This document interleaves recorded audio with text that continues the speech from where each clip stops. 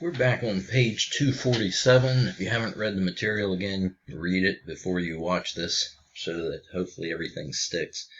We're looking at antecedents and consequence, and hopefully it'll be clear.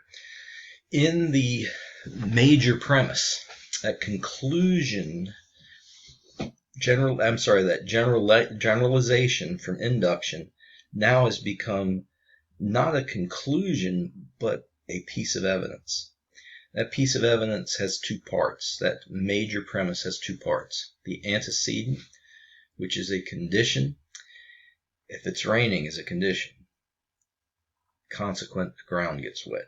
The word is consequent with a T. If you want to think of the word consequence but not say it, I'm okay with that because it's pretty much what it is. Also want to make your life a little bit easier. There are these two terms, modus ponens and modus tollens. It's nice if you know it, but I'm just giving you a heads up. You don't need to boggle your mind with that. There's enough mind boggling. Those terms are not necessary to complete and analyze the exercise items. And the book doesn't ask you it. I'll never ask you it. So just don't worry about it. Instead, concern yourself with these other issues.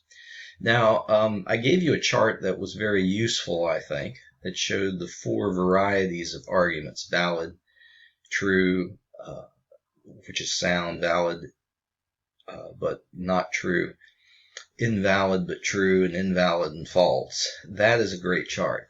And I'm just going to walk you down to the other great chart. These items, you read through it carefully. The P's, Q's, etc. If that doesn't help you, don't worry about it. Some people get a little freaked out by that because it almost looks like math, and I'm not sure you need it. But if you follow along, I think it'll help you. What you need is to conceptualize this. These are basically, it explains there are two ways, really three, how arguments can be invalid. One of them that is mentioned that isn't on the exam, I'll just give you a heads up, but is in some of the subsequent non-book exercises, is one that's simply not certain. We can't be certain.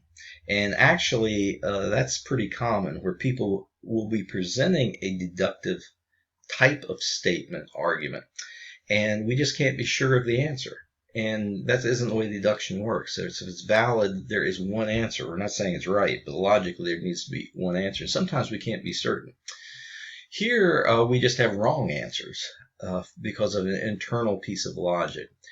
And down here, we'll look at this. Again, I'm not going to ask you this. The valid, the reasons, we're not going to even worry about that. Down here, this is the chart that you want to be concerned with. Down here is the invalid forms. And there are really two types of error that you need to focus on. Again, there is a third where we simply can't be certain, and you'll see some examples later. But we have the major premise, an antecedent or condition. If it's raining, the ground will get wet. It makes sense. We have a minor premise, a piece of evidence. We go out and look, the ground's wet, and we conclude it rained. That is invalid. It's affirming the consequent, the wetness. And we are making the rash conclusion that it must rain. Well, lots of other things could have happened. I mean, it could have been dew. Many times there's dew. Sometimes there's sprinklers on, etc. The other major error, besides just not being certain, and don't worry about that yet, is that there's a same conditional statement, same major premise. If it's raining, the ground will get wet. Now we have a different piece of evidence. Notice deduction helps us to decide things. That if for it to work right, we use the same generalization. We have a new piece of evidence, and we should be able to get a good answer. If it's raining, the ground will get wet. We know it didn't rain, so the ground can't be wet. Well, that is denying the antecedent, denying the condition, and assuming the consequence not going to be there. And that's a bad assumption. And I like this example because I hope it's something that you can understand and relate to. Many times you can go out early in the morning and it is wet. It's called dew. It wasn't rain. So this is valid and invalid, and the book will help you. And I want to race on and go through this nifty exercise with you and give you the answers. In this, you are supposed to determine if it's valid, you just put a V. If it's invalid, you don't just put an I this time, but we need to explain a little bit why. Well, the first one is AC. It's affirming the consequent. In the major premise, we have a condition, an antecedent. If you feed your dog table scraps, the consequent is dog will get fat. We have a piece of evidence. We see a fat dog and we conclude you've been feeding it off the table. That is affirming the consequent. It's incorrect. This dog could be fat for many reasons.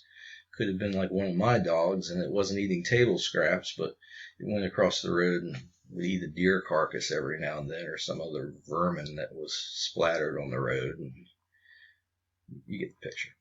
Number 2 is valid. When you do the crime and get caught, that's the condition, the consequent. You face the consequences. This person jaywalked, that's the crime, got caught, so he's going to get a ticket. 3 is affirming the consequent, and this is the first one you're encountering where the items in the statement are a bit wonky.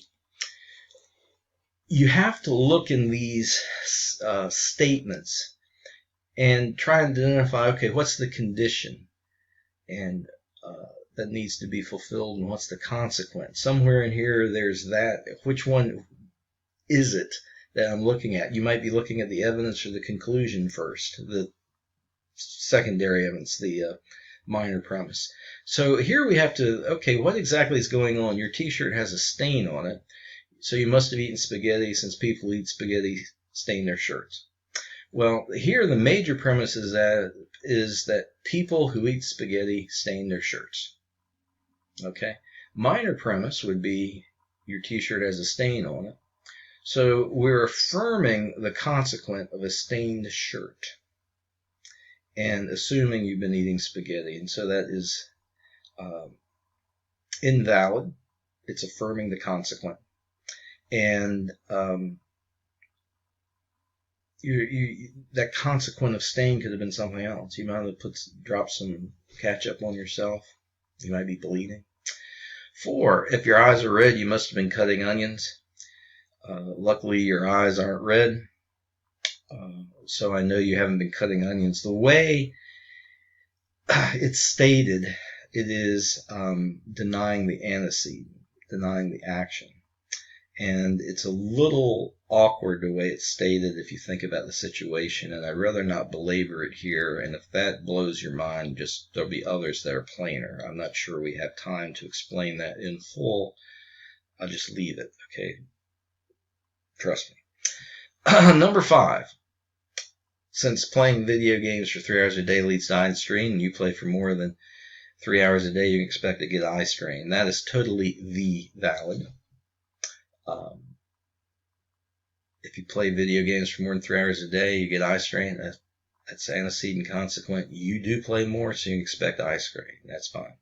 6 is valid. If the sky is blue, it's a nice day. There's not a cloud in the sky, so it's a nice day. 7 is invalid. It is, it's valid. Valid. I'm looking on the wrong line. Valid. We have a statement, a conditional statement. If you don't change your oil regularly, your car's engine is bound to seize. The minor premise, you haven't changed your oil in 3 years. The consequent is, you've wrecked your car, which is fine. That's fine. Now this is invalid in number 8, and it is affirming the consequent. AC is what you should have had here. If you don't change your oil regularly, your car's engine is bound to seize. We're affirming the consequent of a seized engine and making the conclusion that you haven't changed your oil. There could be other reasons for a seized engine. 9, and I like the way they explain it, both 9 and 10 are similar, and both of them are invalid for different reasons. All children cry when they get hurt, and they give you a little help here. You can think of this as the conditional statement. If a person is a child, then he or she will cry when hurt. Elaine cried hysterically when she fell off her bike, so that tells us Elaine is a child. So we're affirming the consequent of crying, okay, and assuming Elaine's a child, and that's bad logic. I mean, I don't care who you are. Certain things happen, you're going to cry. I always hated playing basketball and having somebody throw the basketball and really hard, and if the basketball hits you directly in the nose, doesn't matter how tough you think you are, your eyes are going to tear up. So, just bad logic. Number 10, we could say if a person's a child, he or she will cry when they get hurt. So Elaine isn't a child, so we know she didn't cry when she fell off her bike. That is DA denying the antecedent. So we're denying the crying, and that's bad logic. Further on down, we had a passage that you had to read, and we're ignoring these charts, and because I find they're confusing to most people. If you're a math kind of person, you love it, go for it. Let me give you the answers before we run out of time and a brief explanation. In that little blurb you should have read, there is a syllogism and there's a major premise. Artists get more popular when their music is downloaded. The condition, when their music is illegally downloaded, their consequence is they become more popular. We have a minor premise. Lady Gaga is popular. The conclusion is that she must have had much of her music illegally downloaded. And is it logical? It's not valid, no.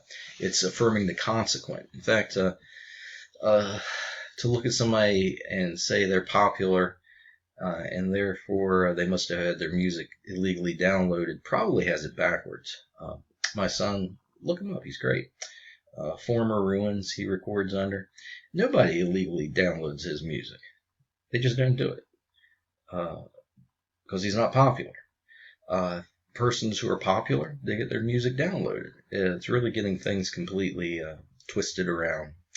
So down here, the inference, and this is a totally ridiculous inference, is that Lady Gaga in 5, Lady Gaga supports illegal downloading because it's made her popular.